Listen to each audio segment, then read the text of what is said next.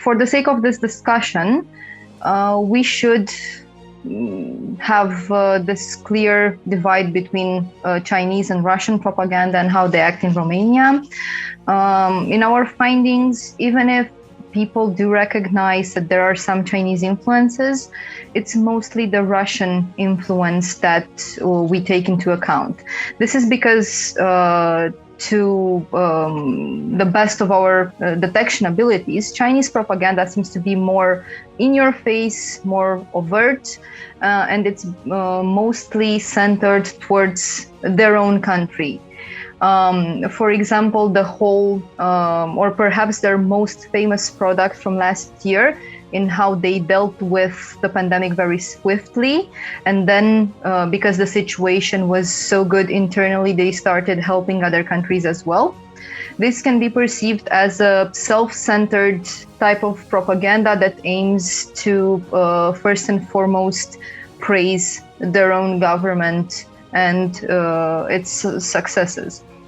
Whilst Russian propaganda tends to be more insidious in what we found out, it caters to many different target groups within the public, and it also has different vectors and different channels of communication for each of these groups. Without sounding too pretentious, it might appear that Russian propaganda is not only more insidious and more covert, but also tends to influence the public more.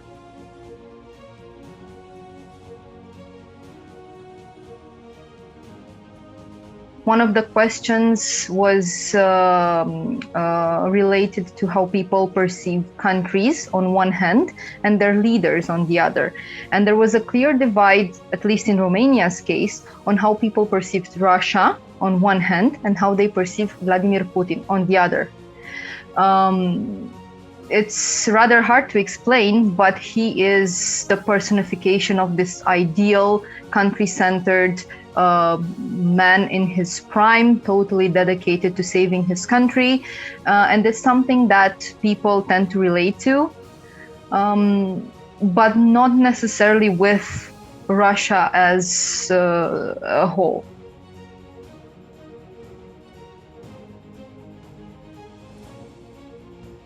So to wrap it up, I'd say that even if both strands of propaganda are present in Romania, people should pay more attention to the Russian type of propaganda because it's harder to spot and it has deeper ramifications touching all different subjects.